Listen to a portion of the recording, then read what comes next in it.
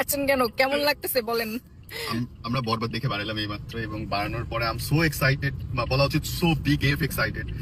বাংলাদেশের যে কোনো মুভি এই মানের হইতে পারে কারো কোনো ধারণা নাই। যারা বাংলা সিনেমা সম্পর্কে নাক শিটকান, বরবাদ দেখ, বরবাদের মানে শাহরুখ খান সালমান খান কিছু না, মানে এটা অন্য লেভেলের জিনিস। প্রতিটা শর্টে শর্টে সিনে সিনে তালি মারছি, চিক করে মারছি। ও মাই গড, মানে দিস ইজ বিউটিফুল। এবং মানে ওনার চোখ অ্যাকশন, মানে এবং প্রত্যেকে জাস্টিস করছে কি, সাকিবের প্রতিটা শট যেমন ডিফারেন্ট। ইয়ে ভাই কি বলে ভিলেন মিশা সওদাগরকে আমার মনে হয় জীবনে প্রথমবার ইউটিলাইজ করা হয়েছে। মিশা ভাই যে কত বড় মানের একটা আর্টিস্ট এই মুভিটা দেখে মানুষ বুঝছে। কি বলে শহীদুজ্জামান সেলিম, তারপরে হচ্ছে বাবু ভাই, তারপরে হচ্ছে যিশু, মানে প্রত্যেকে শালা নিজেদের জীবনে সেরা মালটা দিছে। জয় বরবাদের উপরে কিছু নাই। এবং আমার মনে হয় এটা বাংলাদেশের 14 কোটি মানুষই দেখবে, যতদিন হলে চলবে ততদিন দেখবে। বেদের মেয়ে জোসনার মতো হইতে থাকবে, চলতেই থাকবে। সিরিয়াসলি এটা প্রমাণ হচ্ছে। আমি বের হওয়ার পরে না মনে হচ্ছিল কি যে ওই যে ছোটবেলায় মানুষ একই ছবি বারবার দেখতো না, আমার এটাই মনে হচ্ছিল কি টিকিট আবার কাটবো কিনা।